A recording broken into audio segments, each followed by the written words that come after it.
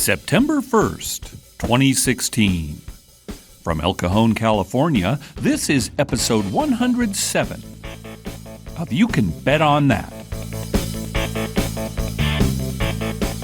Hi, everybody. Welcome to You Can Bet on That, a podcast for the recreational gambler. My name is Mark Duvall, and sitting across from me is Dr. Mike. Hello. Now, Mike, you just got back from a trip to the Grand Canyon with your family. Correct. Is there anything you can tell us that is pertinent to this show? Pertinent to this show? Yes. Okay, well, after we left the Grand Canyon on the way back, we stayed a night in Sedona. Oh, yeah. That's nice there, huh? And we went to see the Montezuma's Castle. It's kind of what they call it. It's a national monument. Mm-hmm.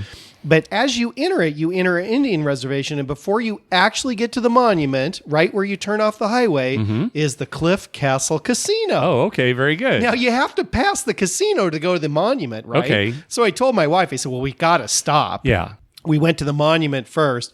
You have to drive a little bit, get there. We saw that. So on the way back, we stopped at the casino just to check it out. We actually wanted to get something to drink, and we got some candy bars for the kids. Mm-hmm. Oh, and we bought flatbread from an Indian. Oh. I mean, fry bread. I said flat. Yeah. It was flat.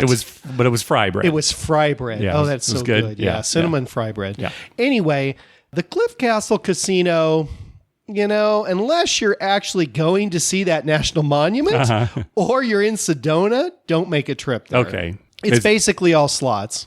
Okay. And they have 4 tables of blackjack. Yeah. And they had a roulette table, too. No craps. Okay. But it's very small. Yeah, no craps in Arizona, I don't think anywhere. That's my understanding, yeah. They said, though, my wife asked somebody while we were waiting there, because they were doing construction, they're building like a 10-story hotel. Okay. So maybe they're going to expand the casino. Oh, they must be doing well. Yeah. Oh, yeah, it seemed like they were. We were buying the fry bread, and my wife said to the guy that was making it, she said, do they have craps here? Because we hadn't gone in yet. And he said, the only craps in there are in the toilet. Wow. That's what he said. It's pretty graphic. Yeah. So that was his exact words. And we were laughing because, you know, he was an elderly Indian guy, probably a member of that tribe. Yeah. Probably been waiting months or if not years to use that line, right? Or it's standard, right? Yeah, He's just ready for it, right? Standard, yeah. right? Yeah. Everybody who stops before I go in, is there craps? If not, I'm not going. Well, it's funny. You brought me back a $1 chip, and I was very surprised to see that it was just basically a clay chip that you would buy at a store with a sticker on it. Yes. I mean, kind of like the ones we use for our card night. I know. Well, when I got it, I thought to myself, oh my God. Yeah. You know, we could forge these. That's great. Did you see any? Now I just don't want to end up on another podcast as the opening story. That's right. the only reason I won't Listen do to it. what this guy did. Unbelievable. Now this was a $1 chip. Did you see any higher denomination chips? Well, I saw some 5s and 25s. They looked the same to me. Same kind of thing with the sticker? Yeah, they looked the same. Maybe I didn't check out the 100s. Yeah, maybe the big ones are a little more professional. Now, we weren't going to play. We were just in and out, right? Yeah, right. And I went to the cage, and I wanted to get 2 $1 chips, and they won't sell you chips. They won't let you from the cage? From the cage. Wonder He said why you that have is. to go to the table, buy in, and bring it here and color up. What? There's got to be a reason. Yeah, I don't know what the reason is. So I had to go to the table. All I had was a 20, so I had to get $20, 3 5s and 5 1s, and then go Yeah, color you didn't play it a up. hand or anything. You just No, and then I went and colored $18 up. And the guy said, oh, you got your 2 chips, huh? I wonder, if anybody knows, and maybe it's just a policy at this one, but maybe there's a very good reason. I just can't think of what it would be. You know, maybe it has something to do with security with I don't know. Yeah, I don't know. mean, they can't pass out chips. Yeah. Although I've never asked at a cage for chips. Well, let's try that this weekend and see if, I never have, no. Yeah. So let's. And I take that back. I think like in, not free play, when I've used like an ATM thing, like a debit or something, and they say, how do you want that? Oh, and they give it to you in chips. They can give it to you in that's chips. right. I've had that happen before. You say, oh, I'm just going to go to the table, give me chips. All right, who knows then what's going on? Yeah, that's true. Oh, well. All right. Welcome back. Thank you. Listener Neil asked us what we thought about how good or bad shooters at the craps tables are based on their race or their gender or how they're dressed. Basically anything that can set them apart from anybody else. Okay. First of all, what do we think of that? Do a lot of people think this?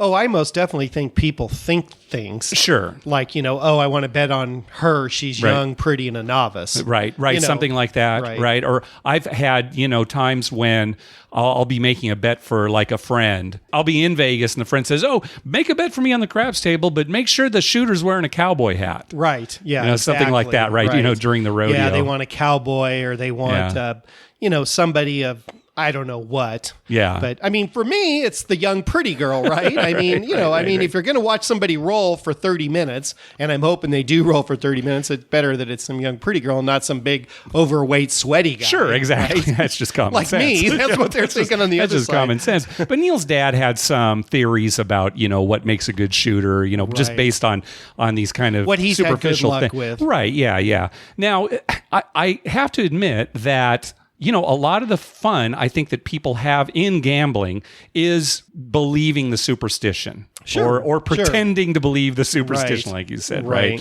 So what it comes down to is, no, your race, your gender, how you're dressed, none of that has anything to do with how good a shooter you are. No. But if I'll back anybody who rolls well, I don't care who they are, right? That's right. They could look like a homeless person, right? A typical homeless person, whatever that is. Right.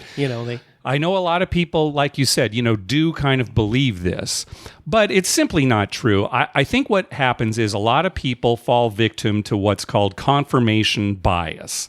That is the tendency to give greater importance to information that confirms an existing belief. Some belief they already have. Right. While giving less importance to information that contradicts that belief. So, for example, maybe a guy saw a guy with a cowboy hat, just have this tremendous roll. So he's decided guys with cowboy hats have good rolls. And anytime that does happen again, it's like, see, I told you. Right. But then if the cowboy, immediately sevens out, he just kind of discounts that or forgets about it. Well, that was an anomaly. Yeah, we'll right. just Something move on. like that. Yeah. But if you actually kept track, if you actually went in and said, I'm going to keep track based on race, gender, age, whatever, you'll find that nobody's a better shooter than anybody else. Of course. Yeah. Now, I'll say one thing that I do, and then, there's no reason for this. This is probably just you having fun, right? Yeah, me having fun. I hate to bet on people who look like they're in a bad mood. Yeah, I know what you mean. Sure. When they're shooting and they look like they're in a bad mood. Yeah. Or you'll see somebody just like throw the dice like, I don't care, and they just toss them. Yeah. I don't like that. Yeah. I mean, I still bet on them because, they could have a good roll. I'm not that superstitious, but it kind of bugs me. It's like, I much rather prefer somebody in a good mood. Well, it brings down the energy of the table. And I mean like the psychological energy. Sure. Your emotions, right? It has nothing to do with how the dice are going to go. No, they could be a monster roll. Yeah, you want to have a good time. And when somebody's not in a good mood at the table, it can really bring you down. Yeah. If there's a guy shooting at the other end who's in a bad mood and he's playing the don't, yeah. In my mind, I'm thinking, have a great roll. Have a monster roll. Maybe bet a little bit more on him. Yeah, bet a little more on him. I'd love to see him get wiped out. I mean, nothing against him, but just the irony of it all. Yep. Well, a couple weeks ago, we talked about we talked about Julie, and she was very up. Oh yeah, she was having a great time. High five, and then if she was in a great mood, yeah. Mm-hmm. And that just makes it more fun for everybody. Oh yeah. She happened to have a good roll. Even if she had just a mediocre roll, it still would have been fun, right? Yep. Yeah. So, yeah. There exactly. you go. Yeah. All right, we got an email from listener Michael.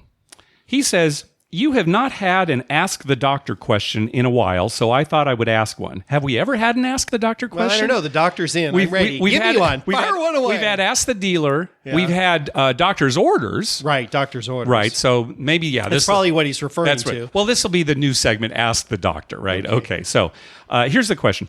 We are taking our first family vacation to Las Vegas over Labor Day weekend and staying at one of the resorts off the Strip to relax by the pool and visit friends. This is my daughter's first trip, but she is not 21, so we will not be gambling. However, it is college football opening weekend, so my wife and I can walk over to the neighboring casino to place some football bets. So my question is, do I teach my daughter about the over-under or the spread first? I like betting the money line and parlays, but I think the math may be a little advanced for her since she is only a year and a half. Old. Yeah, right.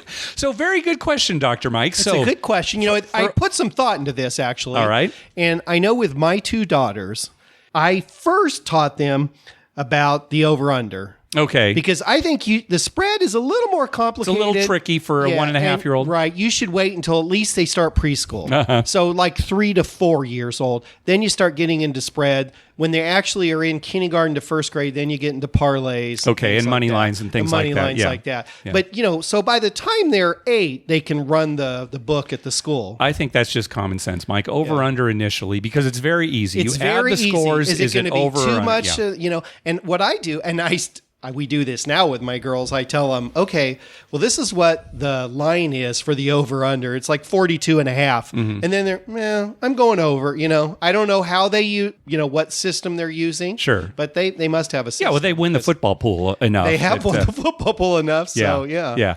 Send your cards and letters to Dr. Mike for... That's just my kids. Now, I don't say every kid needs to be doing this.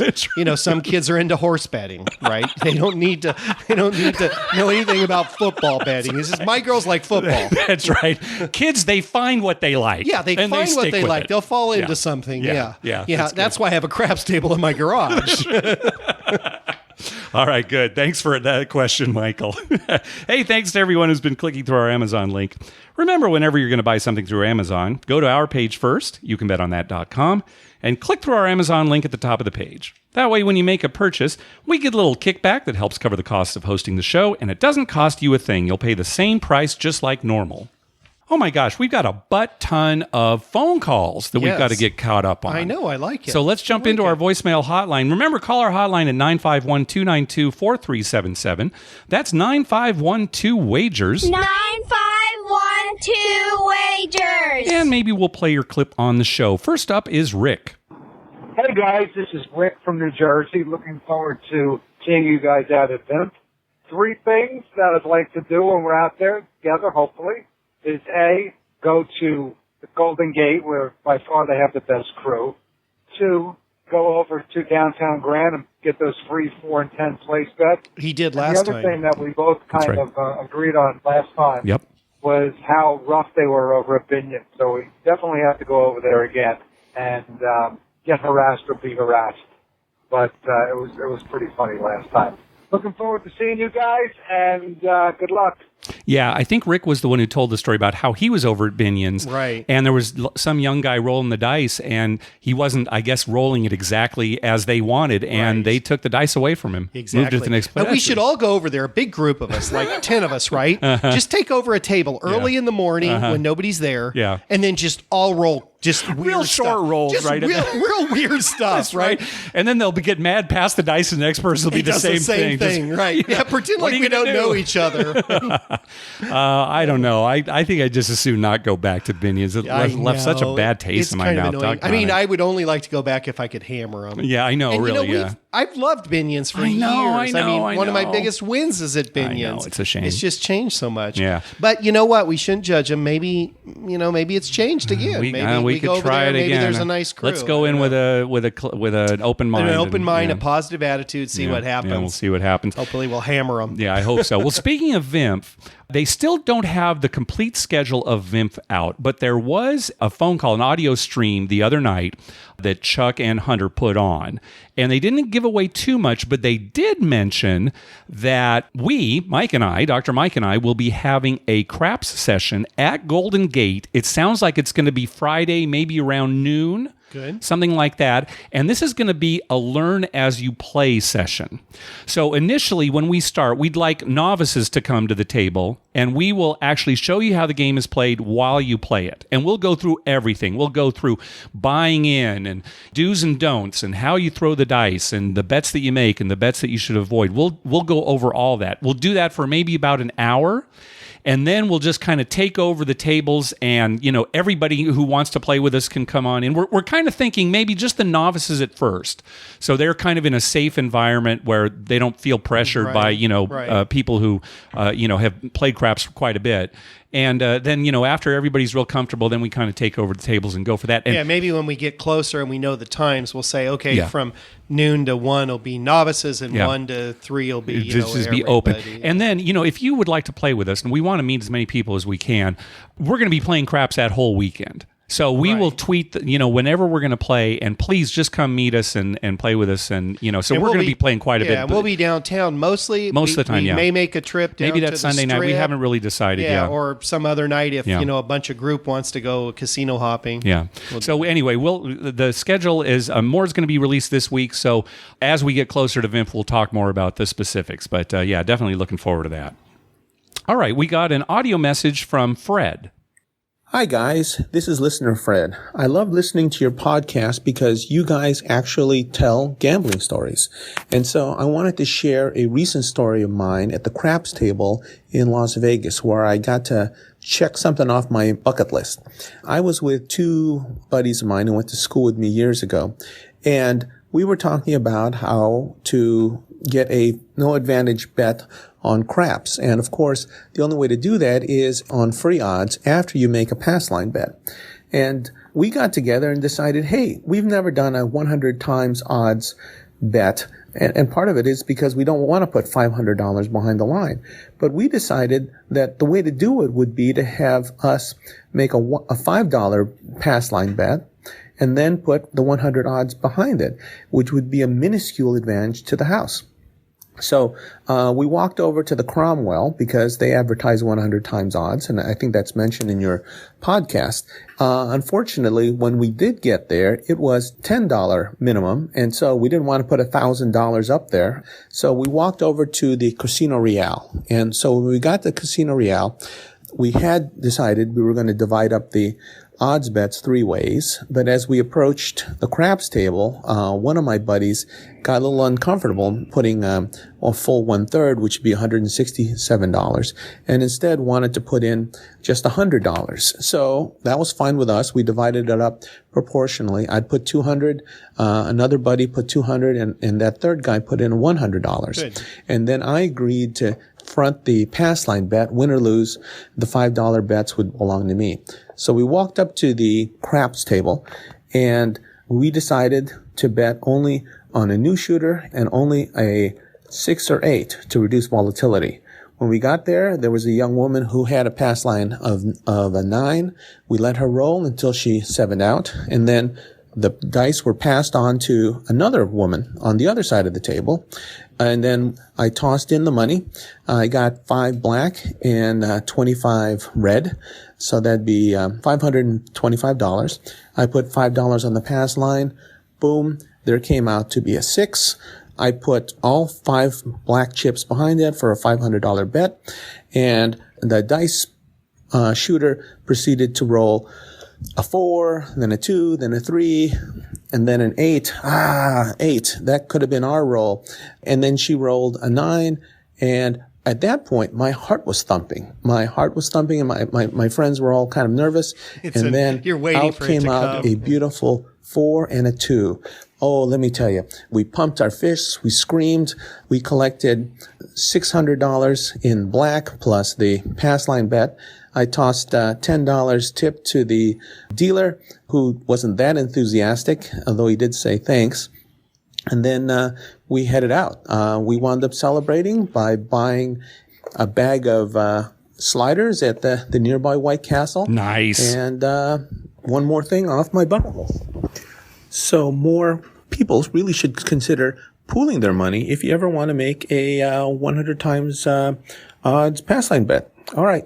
Thanks, guys. Bye. All right, good story. Yeah, It worked is a out good well. story. Yeah. That's not a bad way to go. No. And when he's telling this, you know what I'm thinking about? I'm thinking about John Saxer, Okay, yeah. Uh-huh. guy we used to work with years ago, who would walk up behind people, most of the time people he knew. Yeah, that's true. But Yeah. if you weren't taking full odds, he would take the rest of your odds. That's right. He would just go, "Can I take the rest of your odds behind?" Yeah. So if you had a $5 bet on the line, Yeah. and you at a 5 times odds play, say, Yeah. and you had like a 6 and you had $15, he would come by and put, "Can I give you 10 for odds?" Yeah. And he would take the 10, so he'd win 12. Yeah. And he never made a pass line bet or anything. That's right. He was zero house edge no matter what he zero did. house edge, no Yeah. matter what he did. Oh, that's true. I'd forgotten about that. John was such a great guy. He passed away a while back, but he was a wonderful he was guy. a terrific guy. Yeah. And we had some good stories with him. But, I do that with Mark because a lot of times Mark will not take full odds. That's true. Sometimes I Especially won't take full odds when if we're at playing a at like high limit table. $15 Yeah. table or a $25 table, and I'll take the rest of your odds. Yeah, that's right? true. So it's like on that anyway. Yeah. It doesn't really matter because I've got my own odds. And it's a great way for players to kind of play above their level. Is they kind of pool their money like that. Another thing you can do too is, say you're all playing at like a blackjack table. You can just all agree, okay, hey, we're going to play basic strategy, and we're just going to pool our money. We're going to bet the same amount every time, and just at the end, we'll all win and lose together. We'll just it doesn't really work at a craps table, because at a craps table, everybody at the table is pretty much winning and losing together. Unless somebody's betting the don't, you kind of win and lose together. At a blackjack table, you could have somebody who's just tearing up the game, and the guy next to him is losing like crazy. You and your buddy can be sitting there, and he can get hammered. You could be winning. So, take your chances. Although, you pull it too. You could think the other way. Wait a minute, we lose. I'm playing by myself. I might have won. That's true, but it does reduce some of the volatility too. Sure. And so if you're in a situation where, hey, let's go to the blackjack table, $25 is usually more than I want to bet. But if we're all doing it, then maybe we won't lose as much, we won't win as much, but at least we're all together in this. Yeah, there's no guarantee, of course, but yeah. Well, we've done it. We played Pai Gow for years, where we'd pull our money and bank Pai Gow. Yeah. Right. We've talked about pulling our money, several of us, and playing in the World Series of Poker and just picking one person to play. Yes. Who's, conservative. Yeah, we're going to do that eventually. We're going to do that eventually. Yeah. I mean, because it's $10,000 buy-in. Yeah, I mean, none of us really want to put in $10,000 on our poker skill. No. But we would put in a couple thousand. Yeah, I think so. Who would we send? Yeah, probably you. Thank you. Yeah, probably you, because you're the most conservative. Although, we might have a better with somebody who is a little. It may be Bill. It may be Paul. A little more racy. All right. Anyway, all right. Next call. Hi, this is Jack from Philadelphia. We were just in Harrah's, Atlantic City tonight. We were playing some free bet blackjack, which, if your listeners are unfamiliar with the game, there's some weird rules with it, as far as doubling down and splitting, but, if the dealer gets a 22, that is a push, so no player will win on that bet if the dealer winds up with a 22. So we're playing the game, me and my buddies, at, Harrah's AC, and what happens is, the dealer hits a 22 and thinks he busts like he's doing regular blackjack, starts paying everybody, and some guy walks up behind me at the table and says, no, that's a 22. Bozo. Push. What a bozo. No one wins. And the dealer says, oh, yeah, and then takes all the money back as he was paying people out. This guy who wasn't even playing in the game just comes out of nowhere from behind us to point out the dealer has made a mistake. Okay, so none of the players made the money where the dealer was going to pay them out. And I thought that was really unfortunate for that guy. I just it really, really got me really, really mad. I'm still coming down off it. It only happened about an hour ago. But I just want to know your guys' thoughts on that, okay? So, dealer made a mistake, some guy corrects him, and he's not even playing the game. I just think that's just a terrible, terrible look for the guy who makes that call. Love the podcast. Thanks. I'm not laughing at. I know we're not laughing at him. I feel we don't for think him. it's funny. It's awful. It's so ridiculous. It's so ridiculous that somebody would say, I'm just going to go around and correct mistakes in the casino.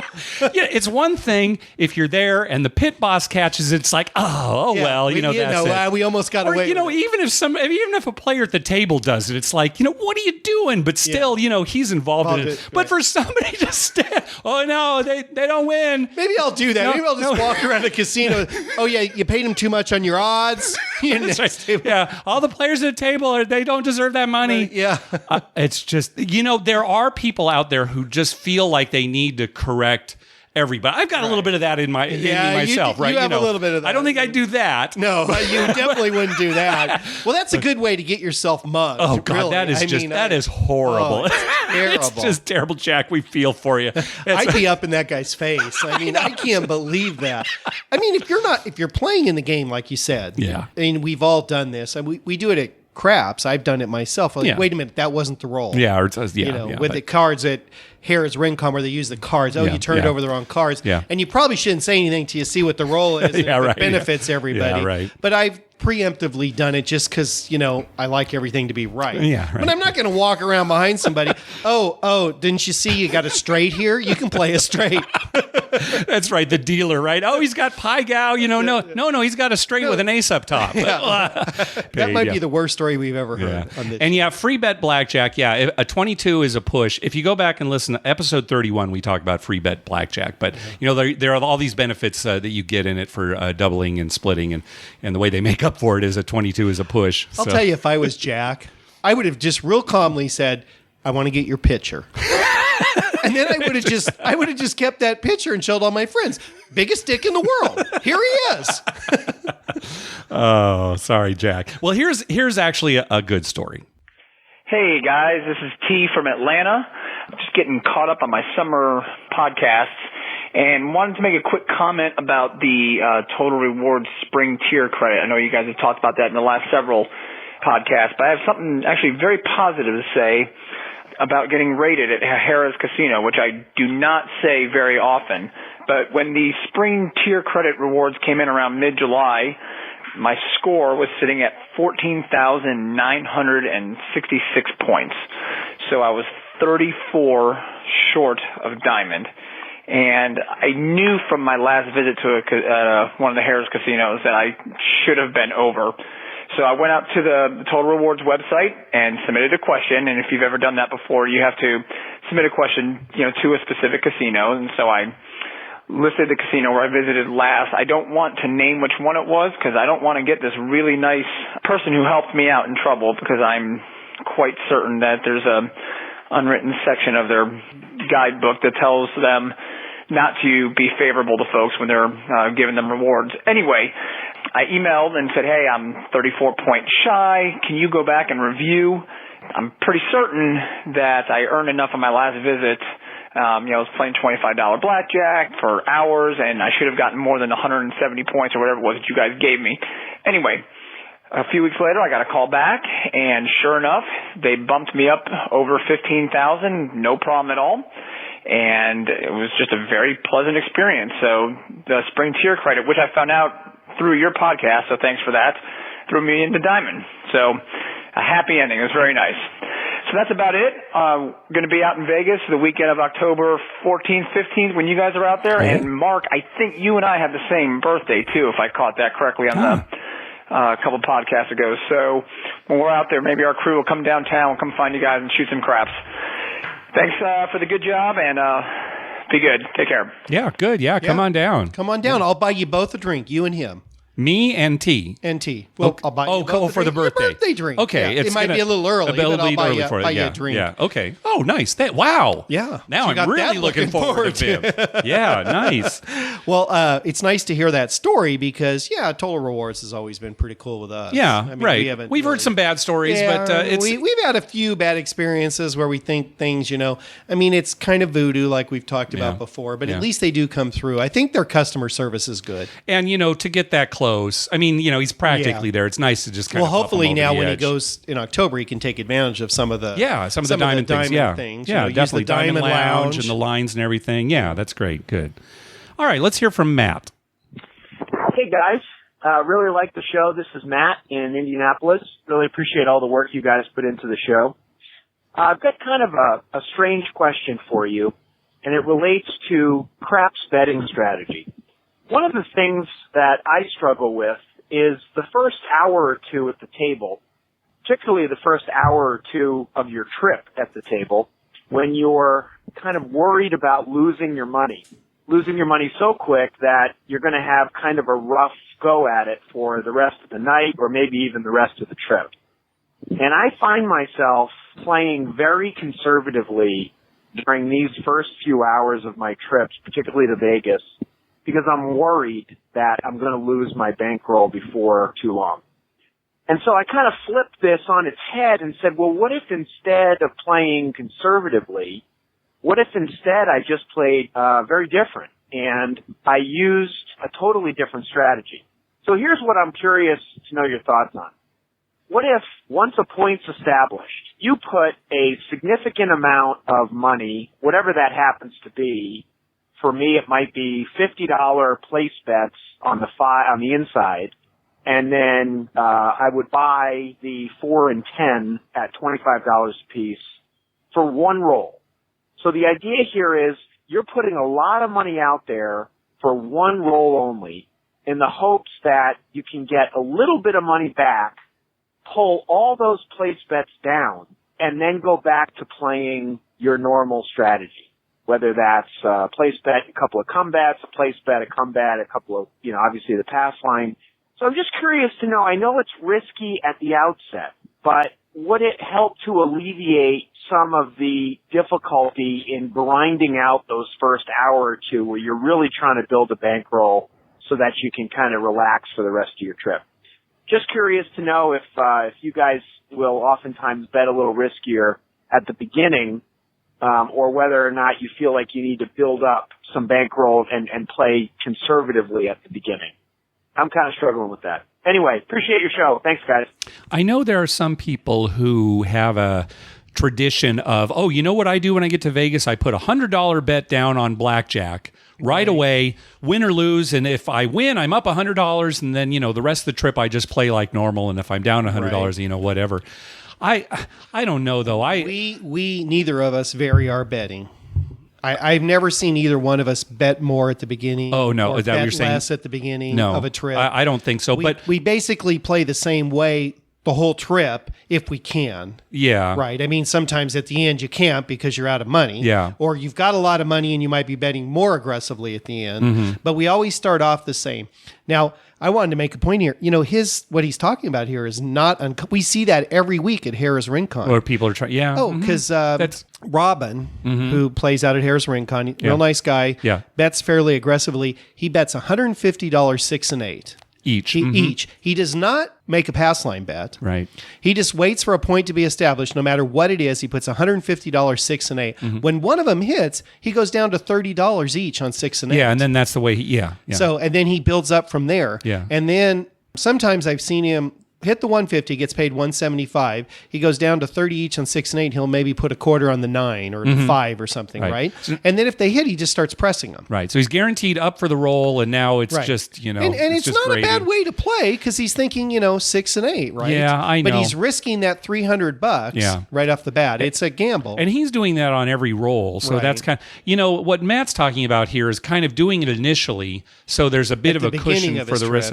I just don't think, especially the example that Matt is giving, I don't think the reward is worth the risk, because if he does this and he goes exactly like he said, 50 and 60 on the inside numbers and buy the 4 and 10 for 25 each, the most he can win on that one roll is $70. Right. If one of the inside numbers hits, right? And then he pulls it down. But he can potentially lose. He could lose $270. Right. And that's going to happen 1 out of every 5 times. Right. Well, and let me just explain, because you might think, why isn't it 1 out of 6 times? Because 7 comes up 1 out of 6 times. Well, the next roll might be 2, 3, 11, or 12, and I'm assuming he's going to keep the bet out there, right? Because nothing was resolved. Right. So it's really 1 out of 5 times. You're going to be down $270, and now how's your trip going to be? Right. Now it depends on your bankroll too, right? Sure. So if the 270 is a substantial, if that's 10% of your bankroll, I wouldn't do it. Right, but what I'm saying, if it's 1% of your bankroll, then maybe you're gonna. But then why do it at all? Why are you even worried? Right. See, this is why what are I'm you saying. Worried about and the reward is $70. And how big is that for your bankroll? Yeah, thinking of both of those scenarios, I'd rather do like Robin and just put 150. You're risking 300 instead of 270. Yeah, 6 and 8 have a greater chance to come up. Yeah, right, and then just go down. I don't know. The other thing too, you risk. Dealers really don't like that system. Well, they hate putting all this up and taking it down right away. Not that should, that's their job. Yeah, right? that shouldn't matter. Yeah, but it's not a way to win friends, right? Putting stuff up and back and forth. I think really, Matt, the idea is, be conservative at the beginning. I mean, that's if it goes bad at the beginning, well, good thing you didn't put more out there. Right. I know what Matt's saying, but I think the idea is play within your bankroll, and maybe you need a bigger bankroll than you think. Maybe this is a better way to say it. I say not be conservative at the beginning, be cautious. Okay. And what I mean by that is, why not play a little tight? Like you're playing poker. Let's think about it. You were at a poker table. We'll play a little tight until we get a little cushion. and then we'll up it just a little. Okay, right. Not go crazy. Not go crazy. Just up it just a little and hope that we get a good roll. Now, if it goes bad, we'll go back to our, being cautious, maybe taking a couple of numbers. Yeah. Why not do that? And then if you happen to get on some good rolls early, you can always go up. Yes, right? later. Yeah, once you're ahead. Yeah, I agree. All right, next call. Hi, guys. This is Jimmy from Chicago calling. I just want to give you guys a little trip report. I just started listening to your podcast a few months ago, and I thoroughly enjoyed it. I just came out there on August 21st, and we stayed for 2 nights, me and a friend. We stayed at Excalibur. And I'm more of a sports book and horse racing type of guy, so I spent a majority of my time at the sports book. And what I found out was, as long as you bet $10 on any horse in a race, they'll give you a drink ticket. And I thought that was astonishing because when I bet anywhere else, especially MGM, it's usually $100 for a sports bet or something. They were very generous with the sports betting tickets. I mean, you never really had to ask. They'd offer them, as long as you didn't seem too intoxicated or anything like that, they continued to offer them up. So, even on the floor, all the attendants and everyone else, they are all friendly. So, overall, it's a good time, and I would recommend anyone else to stay there as well. So, thanks, guys. Appreciate it. Bye. That's great news about Excalibur. Yeah, that's very good. Because, we hear a lot of stories now about how the casinos are kind of cutting back on free drinks, and the sports book has been notorious for being the hardest place to get drinks, right? Because people are basically just sitting there, right? Understandable, yeah, right? I mean, you could be sitting there watching a game, not even betting. How does the cocktail waitress know what you bet? Yeah, exactly. So, I mean, that's great. $10 and you get a drink. That's like positive EV right there. Sure. As long as you don't abuse it. Right. And, you're just making bets every race. In that case, don't order a beer. Yeah, really. So, yeah, that's good. Okay, well, thank you for the tip. I've always Excalibur. liked Excalibur. Boy, when's the last time we were there? It's been forever since we've been there, but I've always liked it. Really? Well, it's open. Yeah, well, that's true. I like open casinos. I hate closed casinos. Yeah, I do too. Yeah. I like the big open spaces there. Yeah. And in the past we've done decent there. I guess. I mean, it's been 20 years. Yeah, it's been a long time, but I remember some good trips there. Yeah, no, that's true. That's true. All right, got a good story from Jason. Hey, Mark and Dr. Mike, it's Jason, a.k.a. Buffalo Yo, giving you a call again. I listened to your last podcast, and I heard you talking about the two of you on someone's shoulder, and it made me think of a story that I've been wanting to call in. Let me take you back to September 13th, weekend 2013. My bachelor party, going to New Orleans, hanging out with my boys, having a good time. I started listening to this podcast a few months before that called You Can Bet on That. There's one host, Mark, who's very similar to me, smart, knows the numbers, knows the math, has a bankroll. And then there's another guy, Dr. Mike, the gambler we all want to be, can handle the variance, sees the numbers, knows the numbers, doesn't care about the numbers, wants to win big.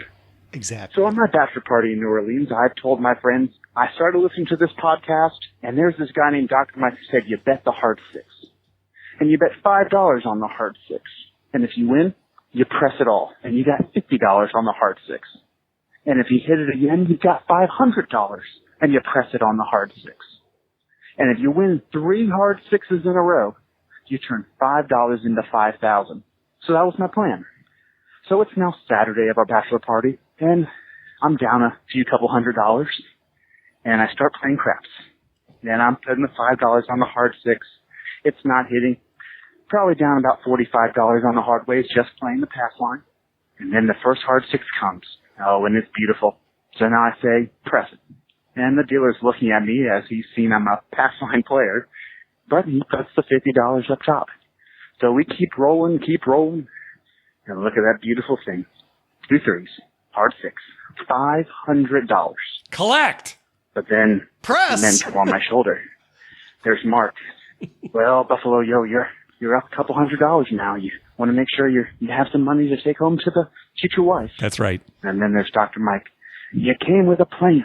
You press it. You go for it. Follow your heart. Go all the way. Go big or go home broke. I took the money down, pocketed the $500, and I was at $200 for the trip. Good for you. Kept playing. Watched. Very next roll. Hard six. I told you. Could have been $5,000. Oh, I think about that a lot. But sometimes the devil wins, and sometimes you just can't listen to the devil. Hope you guys have a great day. I'll call you soon. Buffalo Yo. Now, he didn't say who the devil was. You're the devil. No, I don't think How so. could anybody say you're the angel of this situation? I'll tell you what, though. Sometimes you just have to go for it. I know, but $500, that's so hard to do. I mean, maybe it'd be easy for you, Dr. Mike, but for us peasants. No, it's never easy. It's never, I'll tell you what, it's never easy. Because nobody, I mean, I don't care how much you have or what your bankroll is. You don't like to lose. No. Right? But sometimes you just get that feeling you got to go for it. And you know what? And when it doesn't hit, you got to be happy in your mind that, you followed your heart. Okay, if you can be happy with that. Yeah, as you I see can. $500 go back into I can. I mean, how many times in your life have you've had something, not gambling, but you've had something happen and you're like, yeah. all right, well, it always works out for the best, Mark. Remember that. It always works out for the best. Okay, I agree with you. Let's hear from Chris. Hello, Mark and Dr. Mike. This is Chris from Round Rock, Texas. Just got back from a couple of trips involving some gambling. Went to Punta Cana in the Dominican Republic. My wife and I usually go to Vegas in the summertime, but we didn't make it out there this summer. She wanted to go somewhere tropical, but somewhere that still had some gambling. So we went there, but sadly, the only place that had craps that we knew of was the Hard Rock, which we actually visited. But they only had a table that opened at 8 p.m., and it was $20 and up. So for those two reasons, both that we were there before 8 p.m., and even if we were there after it, we couldn't have played very long at a $20 table. We did not get to play any craps on that trip, sadly. Although Hard Rock, it was a nice casino. It wasn't Vegas-y, but it was a nice, nice place. Didn't have a lot of buzz or action. But I did end up going to Harrah's in New Orleans, which I had never been to Harrah's before in New Orleans, and that was very Vegas-y. It had a real Vegas feel to it. I thought it was nicer than the Harrah's in Las Vegas, and kind of reminded me of Paris. Just kind of decorated nicely, and I enjoyed it. The one thing that was a little bit steep was that the tables were all $15 and up. Even in the morning, I went at like 10 a.m. one morning. They had only $15 tables and $25 tables. So I've actually never played at a $15 table before. I don't really like playing at $10 tables, but that was all I had. And the first night we won a little bit, and then we actually had our fantasy football draft the next afternoon, and I was pretty exhausted after that. It was like, I think 3 in the afternoon, and, I was 50-50. Either do I go home and take a nap and then, go out later or just play some craps. And I thought, hey, you know what? I can take a nap anytime. I really can't play craps. Your whole life that turned out to be a very good move. Me and one of my buddies went, and he had a tremendous roll. Actually, it was one of the all small, tall tables, and he had all the small ones. Was one away from it in all of them. Then I had a great roll right after that, and we just had so much fun playing, and everyone else was jealous because they actually did go back and rested at the hotel room for a little while. The only thing I didn't love about Harrah's was the last night we were there. One of the tables, it was, they were kind of, I don't know, just a little obnoxious. The dealers were a little bit rude. I was with a bunch of guys that had played either never before or just very little. And so they were making a few mistakes. Nothing major, but like where they placed their bets and things like that. And at one point, the stick man barked at one of my buddies, and I told him, you know what, hey guys, they've never played before. I get it, you got to follow the rules, but just be nice. And after that, he actually, the guy, because I was right next to the stick man, when they made a mistake, he told me, and I told them. So, he wasn't barking at him anymore. And really, the best part about the New Orleans trip was, I'm in my 30s, and everyone else is in their 20s, and not they may have played craps before, or maybe once or twice. But by the end, they were loving it. They were high fives and hugs at the table, and hitting the hard 6 and the hard 8. It was just a real good time. I really had fun with them and feel like I turned them on to the game, and so hopefully there'll be players that have more fun. So enjoy the show. Thank you guys. Appreciate everything you do, and hopefully I get to play craps with you guys sometime. All right, bye. Yeah, there's no better place in the casino than a craps table that's winning. It's like nothing else. And yeah, people who've never played before just don't kind of have a sense for what it's like. It's great when new players, can kind of play for the first time and realize how fun it can be. And if it's going well. Yeah, it has. You could lose anywhere, but yeah, it's nice when it's going well too. Right. That's why I've always thought it's surprising that our friends, specifically Mary and Paul, have never really gotten into craps. For whatever reason, they prefer blackjack and pie gow poker and video poker, which is fine. But they're good friends of ours. Yeah. And for the life of me, that's the one thing that bugs me about those two is, we've gambled with them. We've gone trips with them, right? Specifically for gambling. Yeah. We've gone days gambling with them, and they won't play craps. Yeah.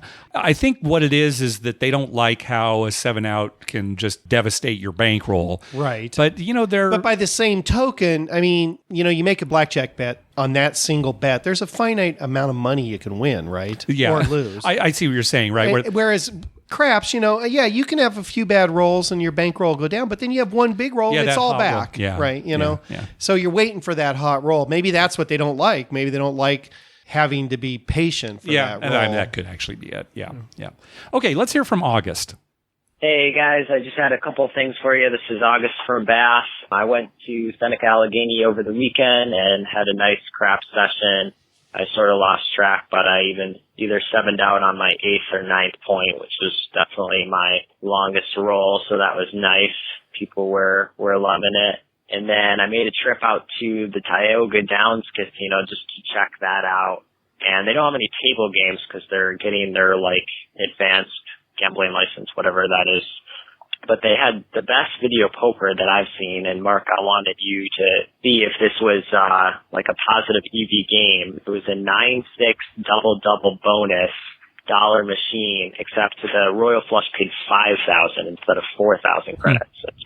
I'd never heard of before. So I thought that was really cool. And then I just had a quick thing about buy-ins.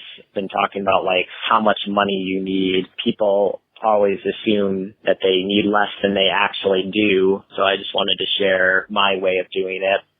So if I'm buying in at a $5 table, I buy in for $6.20, which is a stack of each color, green, red, and white. And that way I can sort of compartmentalize my bets. I use the whites for dealer bets and prop bets, my reds for the base bets, and then greens for my odds. And that sort of prevents me from getting too crazy with betting quarters on the hard ways and everything. And then sort of a natural progression from there, $10 and $15 table, I buy it for $11.20, so you get an extra stack of green, gives you a little more room to weather the storm. I've never played at a $25 table, but I guess if I was gonna really play it and still play the same way, I'd buy in for $2,600, and then it'd be a stack of black, green, and red.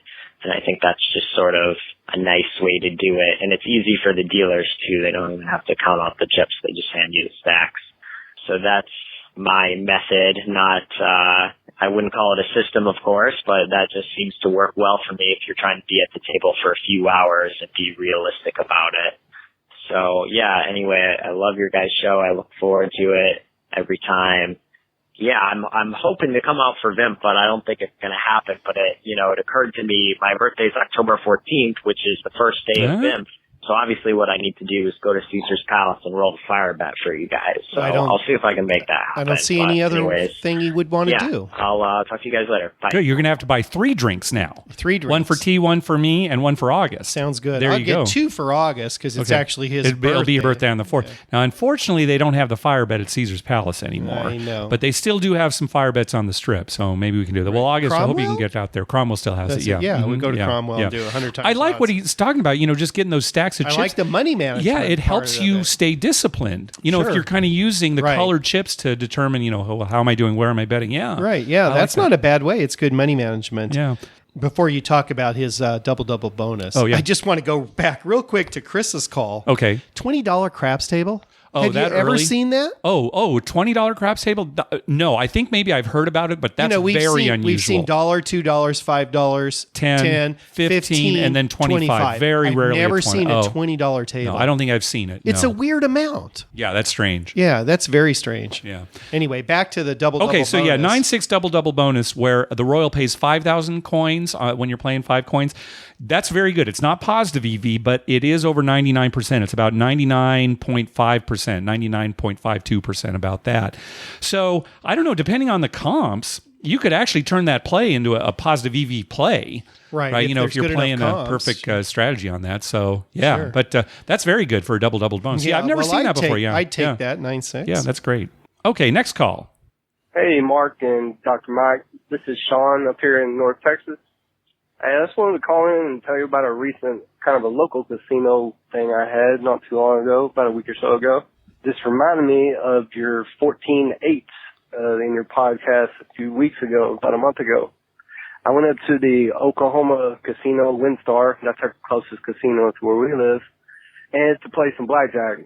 The craps there is totally without dots and not even really with cards. It's just really weird.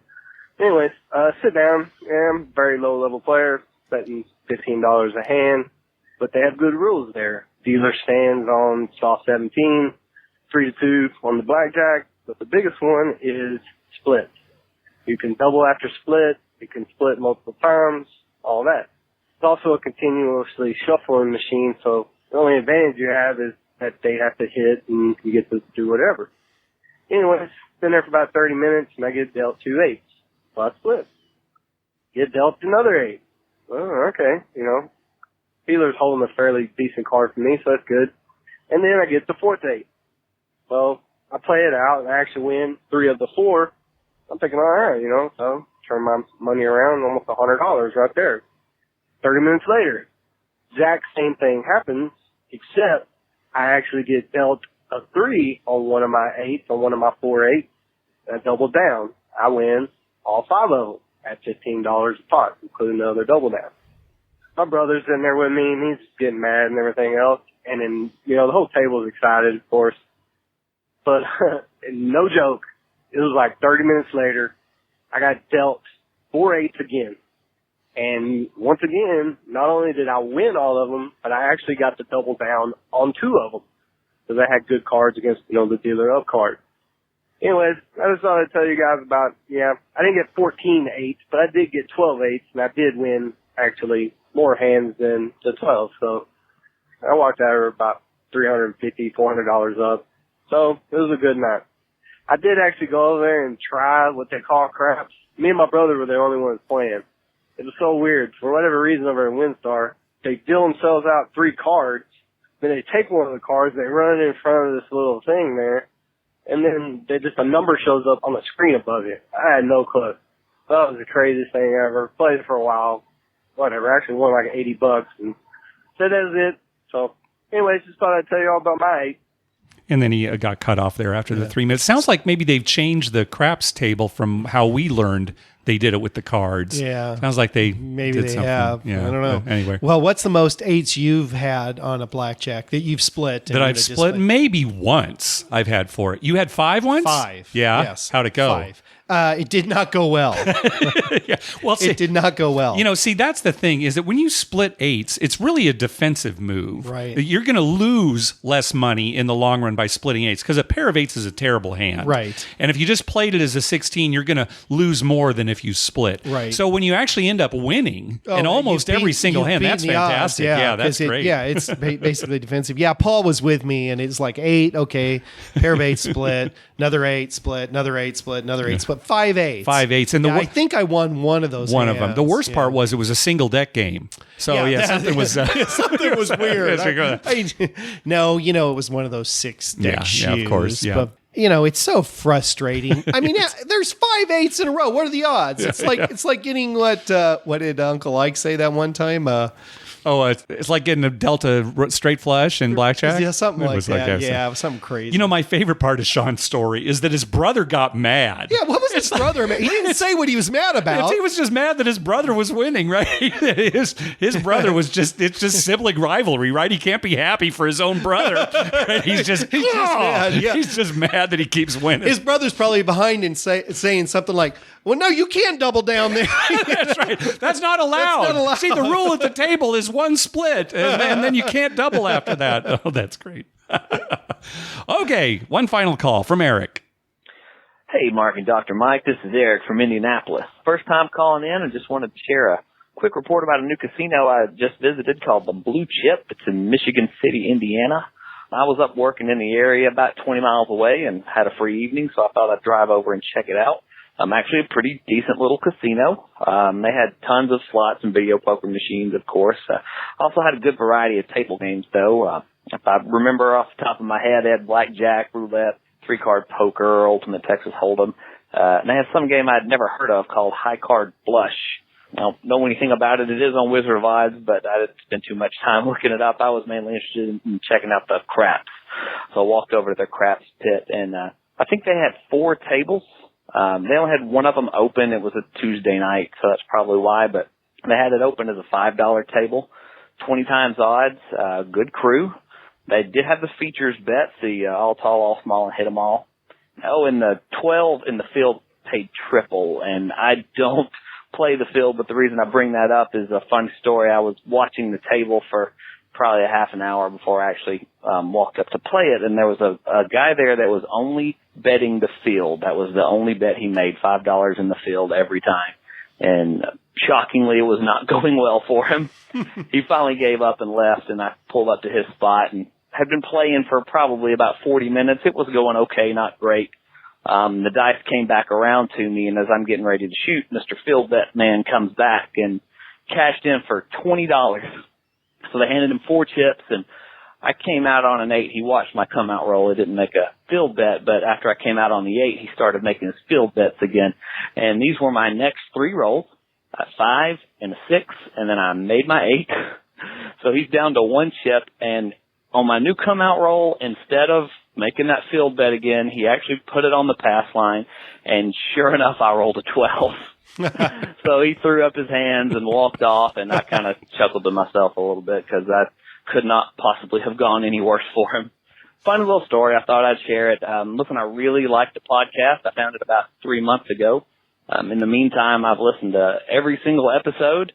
For some reason, I started with the most recent episodes and went backwards, so that's an interesting way to catch up on a podcast. You kind of hear the audio quality slowly deteriorate instead of go the other way around. But your content and everything that you do from the first episode I thought was just great, and that's not something that you find with a lot of podcasts. So would love to play craps with you guys sometime. I'll actually be up in Vegas in October, but it'll be the week after VIMF, unfortunately. So maybe another time. Keep up the good work, guys. Thanks.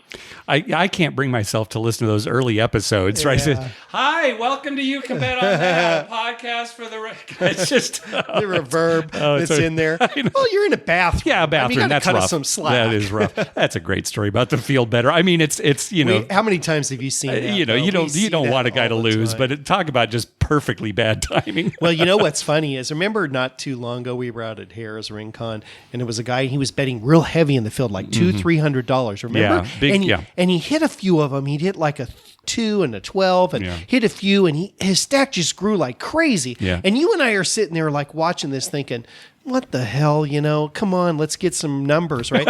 And sure enough, after a while, it just caught up to him. Yeah. And eventually he was wiped out and left. He came back a few minutes later from the ATM with some more money, put it down, made a few more field bets, got wiped out. Oh my God. It can be rough in the field. It's pretty rough. Yeah. All right. Well, those are all the calls. That's going to do it for this episode. Hey, we want to thank some people for some PayPal donations. First of all, a recurring donation from Brian and Sarah. Thanks very much. We're going to see you at VIMF, hopefully, so we're looking forward to that. Also, a recurring donation from Zach. Thanks very much. Also, Fred, he was the one who called in talking about he and his buddies going in on the 100 times odds. He said, thanks for the heads up on the crap scene in Vegas, particularly the 100 times odds at Cromwell and Casino Royale. Also from Ed, our good buddy on the East Coast, who we met over in Atlantic City. He says, Mark and Dr. Mike, 105 podcasts. I can't believe how long I've been listening to you guys. Thanks for all the info and entertainment. Here is an Atlantic City Karma donation for an overnight on August 25th and the 26th. Hope you did well on that trip, Ed. Yes. Also from Baccarat Guy, he is in Macau. He said a donation from Macau Wynn Palace opening. All the best. He's from travelzork.com, and he's been posting a lot of Wynn Palace pictures on social media. So it's nice that he's over there. And finally, Ethan, the Blackjack Challenge guy, thanks very much. He says karma donation to hopefully turn this trip around. So Ethan, hopefully that went well for you. Hey, be sure to check out our TV listings showing all the gambling-related shows coming up within the next 2 weeks. We update those listings every Wednesday using a customized program to search through all the raw American TV data. Just go to our webpage, youcanbetonthat.com, and click on the link at the top that says TV listings. And you get it's not just gambling stuff, it's like Vegas stuff and Atlantic City stuff. Mark, over at 360 Vegas, if you'd been looking at these TV listings, you would have found out about Las Vegas Law, that TV show that premiered quite a while ago. So, you got to check out these listings. Hey, we'd love to hear from you. Call our voicemail hotline at 951-292-4377. That's 9512-WAGERS. Or you can email us at youcanbetonthat@gmail.com. Also, follow us on Twitter at YouCanBetOnThat. We tweet when we're heading to a casino, and we'd love to meet up with you. Like us on Facebook at facebook.com/YouCanBetOnThat. And finally, head on over to iTunes and write a review on us. when you do, it helps us get new listeners, supposedly. Mike. You know, I'm still laughing to myself about Sean and his brother getting mad at him.